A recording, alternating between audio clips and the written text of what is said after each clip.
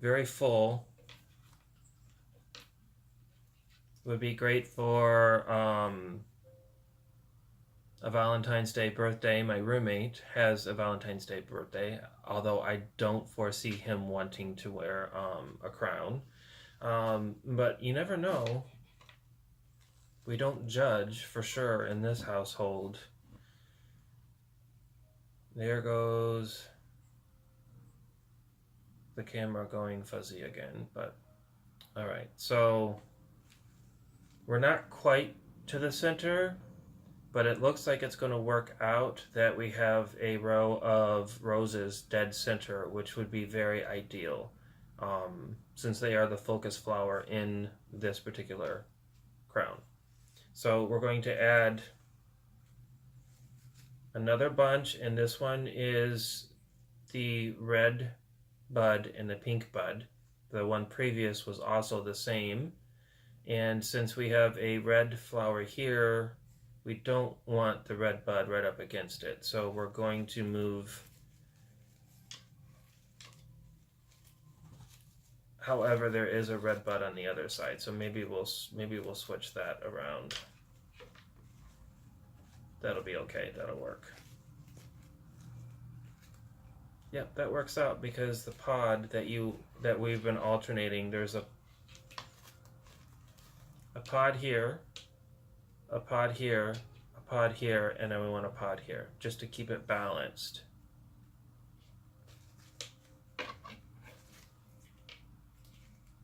Looks like we might need another row of leaves first. Now I'm switching to this side because that's, or am I don't know, maybe we'll keep it this way.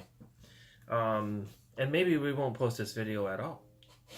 So a row of, well, this one has 2, so it may actually work ideal to fill the gap that we have. Looks like it will be just fine. So a couple wraps, not overlapping the wire.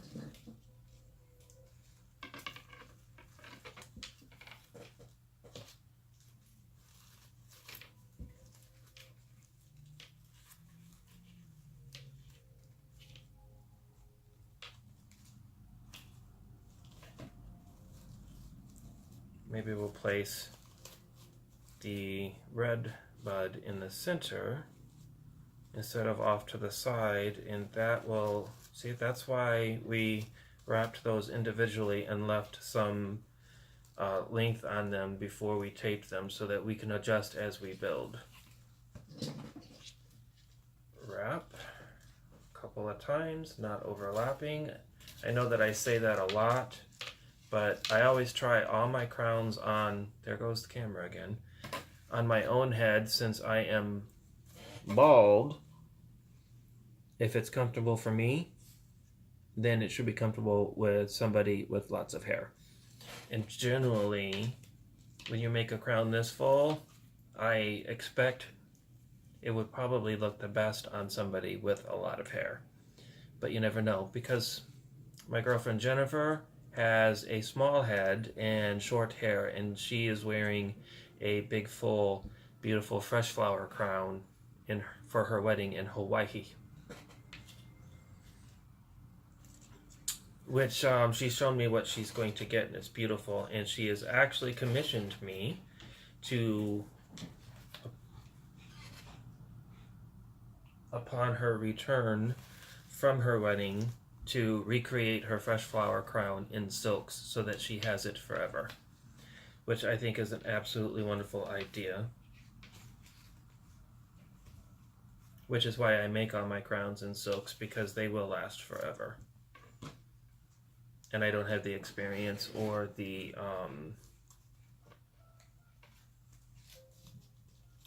business sense to work with fresh flowers because they die so quickly. I don't know that I've ever really worked much with fresh flowers in all of my years of crafting, except for buying them at the supermarket and arranging them in a vase on the dining room table. So I just added a row of the lighter of the 2 leaves, just kind of seeing if there's a gap, and there is. Not too bad, I don't think. Let's just throw in a couple of these since we have them.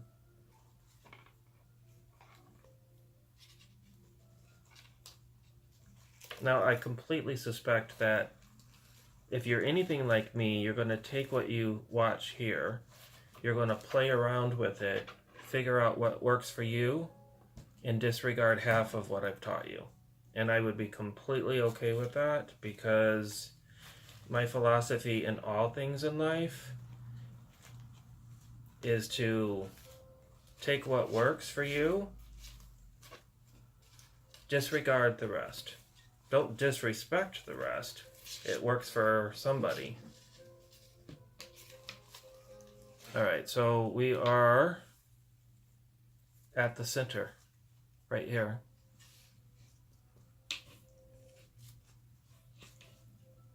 So basically what I'm going to do is add another row of roses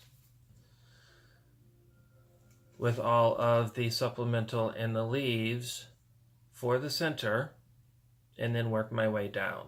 So I will be back when I get close to the end, because the end is a different technique. It's tricky, and it's taken me a while to get it just so. So I will see you in however long it takes me to get to the end.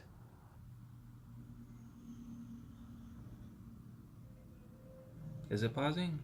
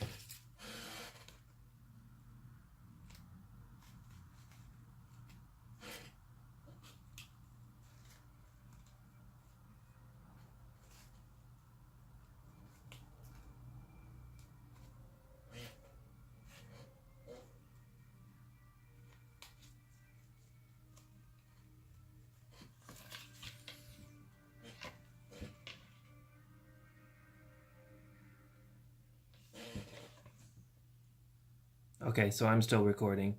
I didn't. So what I've done for the center is I used two larger roses, where in the rest of the crown I was alternating a smaller bud with a larger bud. Since this is the center, I used two large buds. I added leaves, both the ficus and the rosebush leaves, and a couple of the pods in the darker green, because I also have the lighter green foliage in there. And I think that would give the center a little more interest. Sorry for the silent pause because I thought the camera was on pause. And remember to keep the wire taut when you're wrapping it so that you can be secure.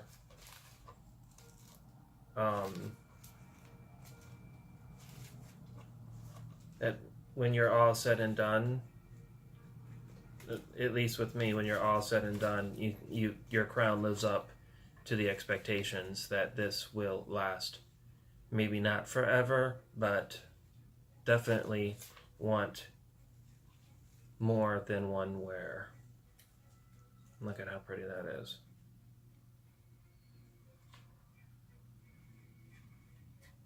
This would probably be really cute for a Sweet 16, a Valentine Sweet 16. There are some festivals, coming of age festivals, that I think this would probably look really pretty on. I am not very culturally sound or educated, so I'm not going to pretend to know the names of the different festivals or cultures that celebrate them. I could pretend that I am an uneducated small town boy. Wait a minute, I am a small town boy with only a high school education, but that does not make me... Oh, guess what? You see what I did wrong there? 2 red roses. But because they are wired individually, look how easy that fix was.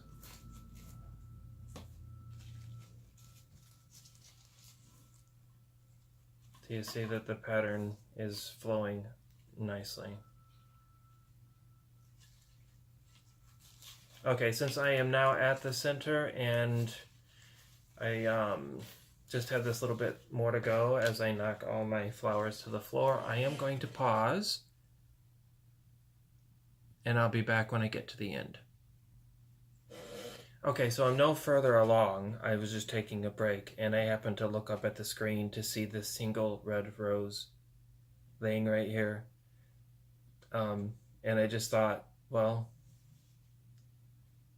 would you take my rose?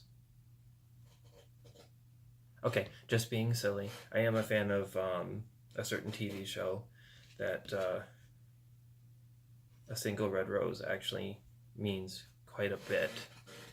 Be back soon. And I'm back. So since I was gone, I've gotten not very far because I found out I ran out of prepared rose leaves. So just do a couple of those quick and then go back on pause. It also started getting warm in here because now the sun is coming in through my beautiful window and it's getting warmer in here. Whenever you see that, remember, they're on flexible wire. See, that rows seem to be out of place. But we're almost done. We've got about, I'd say, 1, 2, 3, 4, about 5 inches of the crown left. So I'm going to make some more rose leaves and move a few inches further down and then come back and I'll be with you till the end. So I'll see you in a minute or 15. Hey there, I'm back. Not quite to the end yet, but there are some things that I wanted to point out. When you get to this point, it does get tricky because you've got all of this to deal with. But just take your time and remember, because we're wiring and not gluing, nothing is permanent. So if you don't like how something is laying out, how the configuration, I'm losing my words, which is something that's pretty common with me these days since, I don't know, I turned 50 in July. I don't know if that has any correlation or not. But anyway, nothing is permanent. So if it does get a little hectic, take your time, uncoil the wire, and replace what doesn't look right to you. As I have done a few times during the course of this video while on pause. But anyway, so and another thing that I was occurred to me while I was on my little hiatus from recording is I have pointed out many times that you can move the flowers around because they are individually wired, but remember, they are fabric, so you pull too hard on them, they can fray. So as durable as the wire and the stems are, the fabric itself might not be quite so much. So just remember, when you're tugging and pulling, try not to do it from the edge of a petal, and if that does happen, you can trim those little frayed ends or threads away. But I'm still no further than I was because I had to stop and make some more rose leaves. But let's just continue on since I've got you with me. I am now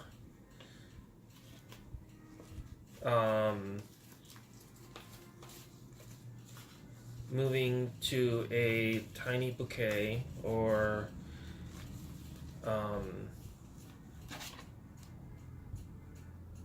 boutonniere as I called them.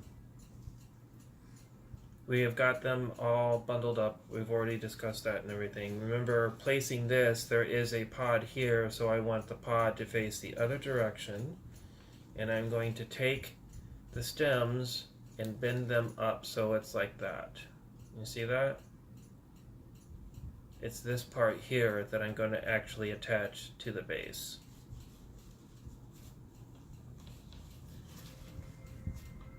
Make sure that the flowers are where you want them to be.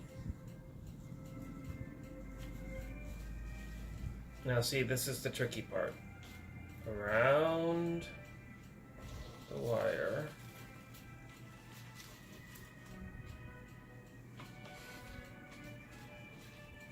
It's the same as before, you're just kind of doing a balancing act, if that's the right way to put it.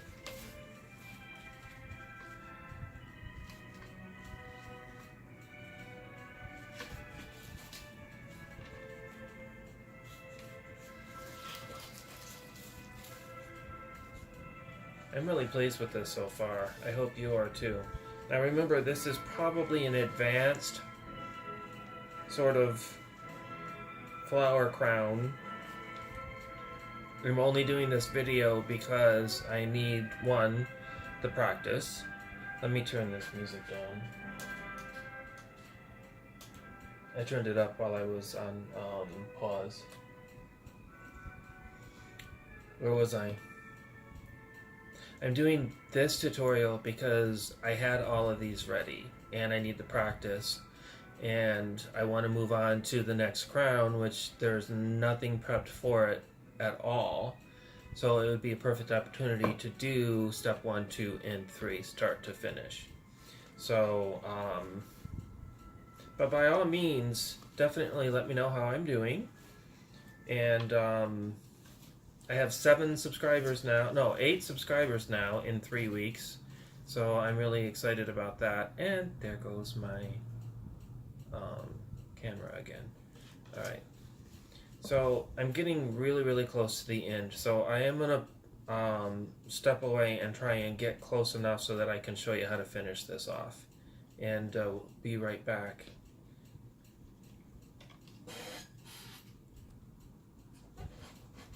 Okay, so we're come to that crucial point. Now, it took me a long time and several crowns to figure out a easy or easier way to finish off a crown, because at this point everything is moving in one direction, and that's fine.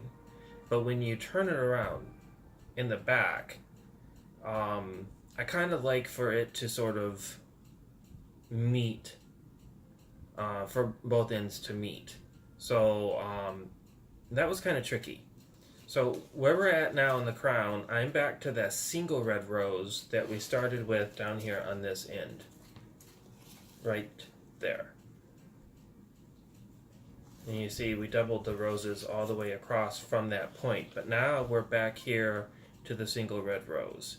And you'll notice I did use a bigger red rose than in the beginning. I just wanted to fill up that space a little bit better. But anyway, that's beside the point. So now what I need to do is I need to take the wire from where I'm at all the way down to the end. And I'll show you why in a minute, but let's just quickly do that. Nice and taut. Make sure that you get all of those stems in there. I mean, you can cut the stems off at a certain point, usually about where the tape starts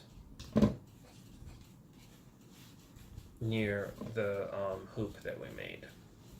And it looks like I probably need to redo that. Let's do that real quick. I'm not sure that that is a big enough loop.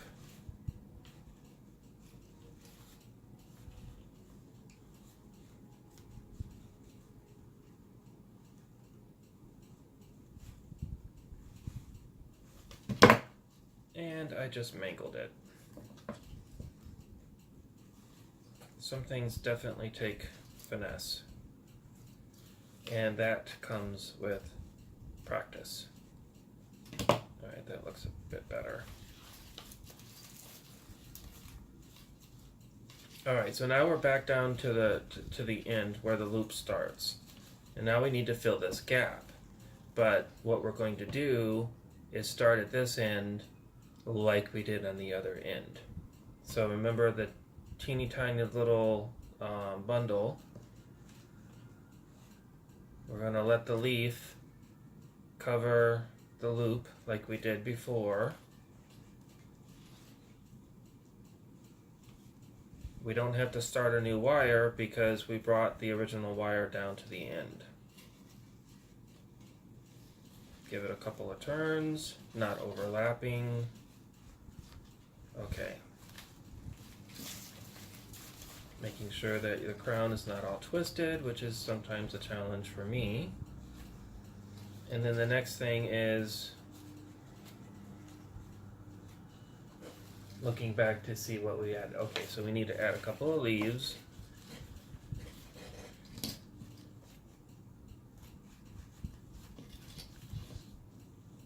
To help fill in gaps. And I'm kind of working backwards at this point, so like I said, it is definitely tricky, but well worth it in the end because we'll deal with that. Pretend you didn't just see what that happened. If you didn't, I'll tell you later what happened. Something that we will fix later, or not.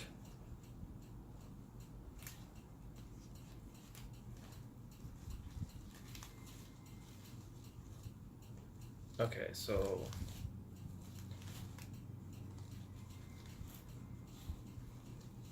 now we have our little bundle. I'm going to spread them out. Remember, I need that seed pod to be opposite of the previous one. I want the rosebud, since it is longer in this bundle, to lay there as I knock everything aside. Okay, so now I have them arranged to where I want. We're going to tautly wrap, not overlapping the wire. And we've come to an impasse, which often happens. I have a gap that's not supposed to be there. So let's check back here. We can bend it back, so that looks about normal. You know what? Let's throw in a white rose.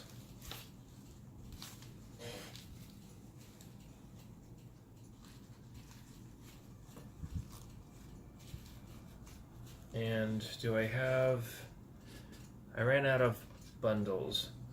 So this conundrum happens to me all the time. I try to be prepared. I try going by the previous crown I made, how many of this and that and whatnots I'm going to need. Well, we've come to a point where I don't have enough this and that, but I might have enough whatnots. So it'll be pretty because there goes my focus again.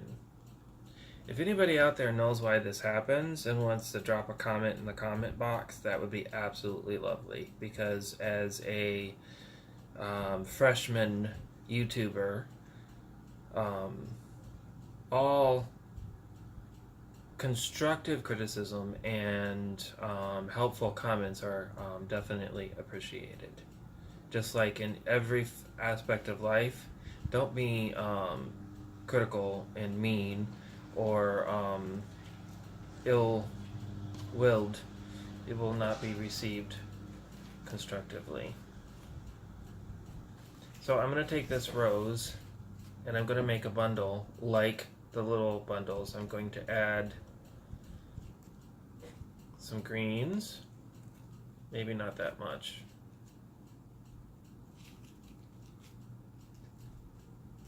I'm going to add some leaves. I have just enough of the leaves that I just made.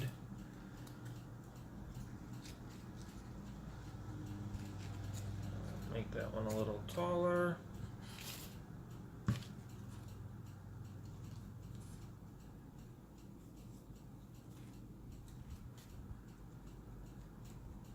And maybe throw in some extra of these. These are just going to be filler, so it's not, I don't think that it will throw off the balance of the crown. And as I probably mentioned earlier, the ground crew is cutting the grass. I live in an apartment complex, so let's just pause it for now. Okay, so the lawn crew is no longer in front of my window, and I have my last bundle made. This happens to me all the time when sometimes starting is easy, finishing is a little tricky. But I have made up the bundle, and I have it wrapped because that'll just make it easier to deal with working it into the end. And I'm going to cut off the extra stems. So basically I have a little corsage, this time using a rose rather than just all the small elements. And I'm just going to slide it inside the crown until it lays where I need it to. Look how magical that is. And then I have my wire, just as before, parting ways through. Okay, so it's a little bulky now, but you lay the bundles next to each other instead of on top of each other.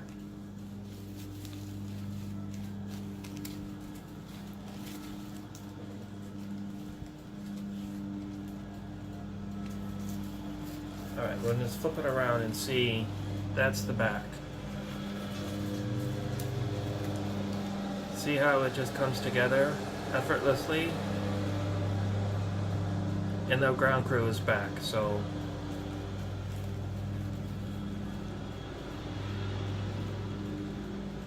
and then if this is a smaller crown than the person wearing it, obviously the ribbon will allow you to separate it. But see how it's not an abrupt stop, as I mentioned earlier, with having big bulky flowers on the ends. It's more a gradual meet to the middle. And then it's kind of actually nice that instead of ending with a red rose, I'm ending with a white rose. So it still goes red, white red, white. So we have that solved. Now we just have to deal with working the tail ends of the bundles into the rest of the crown. And because, again, we wired every rose, we could part them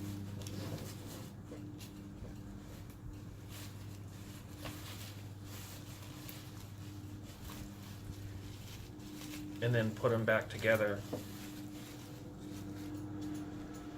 working in between what we already have in place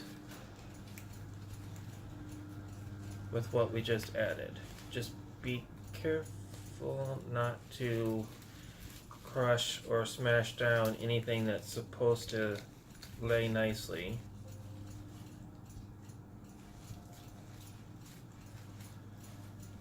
Alright, so we have these tails here that we no longer need in the way, so we are going to snip them out.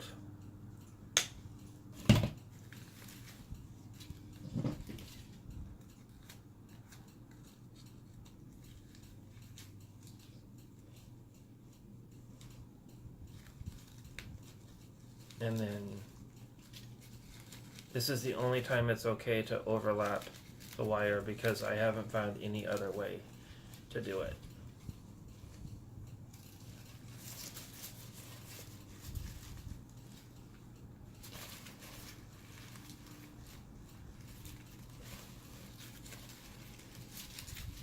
The wire gets twisted sometimes, so you just have to be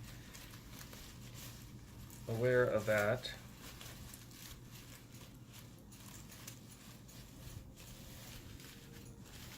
And again, you can move your flowers around because that's how you designed your crown.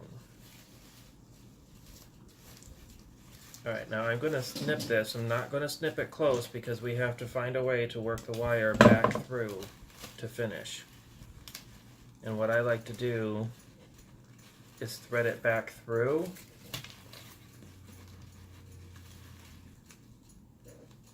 I'm going to go under this leaf because it's just sort of laying in the way.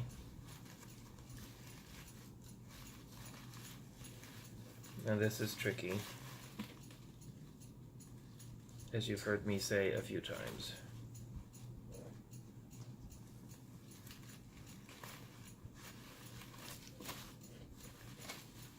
Why couldn't I just learn to use a hot glue gun? Again, because a crown like this would not last probably through the entire event you're wearing it, especially if you get to having a real good time. Say it's a wedding reception and you have a few too many cocktails, guarantee you this crown is going to be on several different heads, and by the end of the night you may have to be calling the next day to see who ended up wearing your crown because it didn't come home with you. But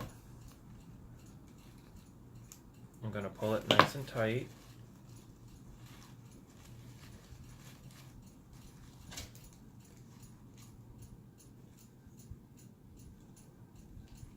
The farther you rethread it through, the better chances it's not going to come unraveled.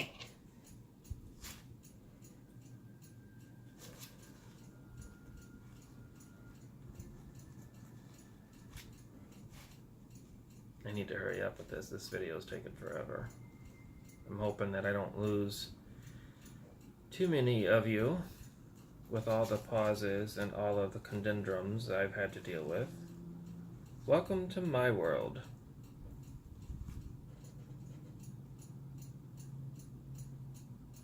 Okay, so while I'm working on this, let me tell you the whole reason why I wanted to start this YouTube channel.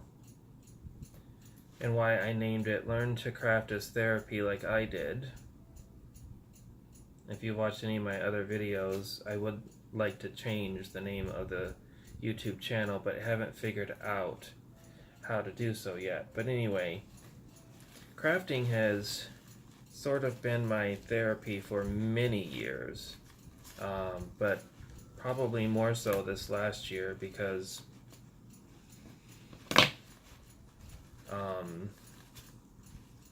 even though I started a new business, my salon has only been open a year this come February. The rest of my personal life sort of just went to the crapper, pardon my expression. My relationship of 4 years fell apart. My Shih Tzu poodle, who I have raised and loved and nurtured for 13 years, passed away of cancer. And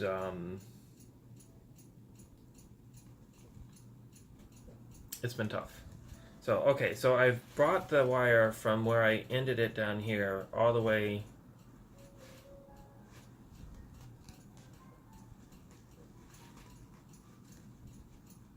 I found a sticky up bit that we need to fix. It's rare that it happens, but you can't have any sticky up bits.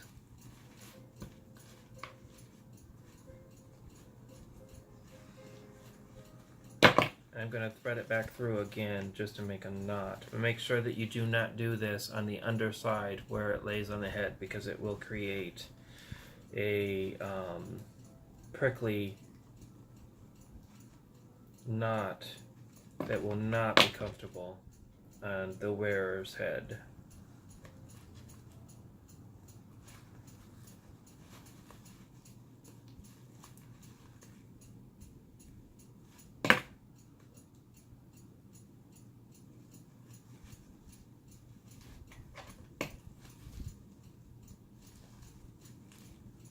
Okay, now this did not create a solid knot, and it almost never does because this is not thread, this is wire. But I do have a loop. I don't know if you can see it. There goes my focus again. Where's it at? Right here. I have a nice knot, big loose knot. I'm going to take it with my pliers and twist it so that they're all bound together. Maybe.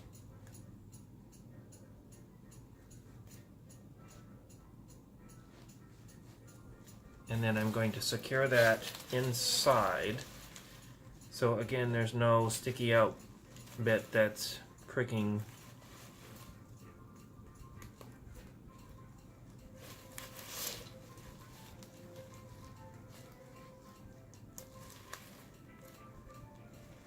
And then I usually go back through with my fingers when I'm done to make sure that there are no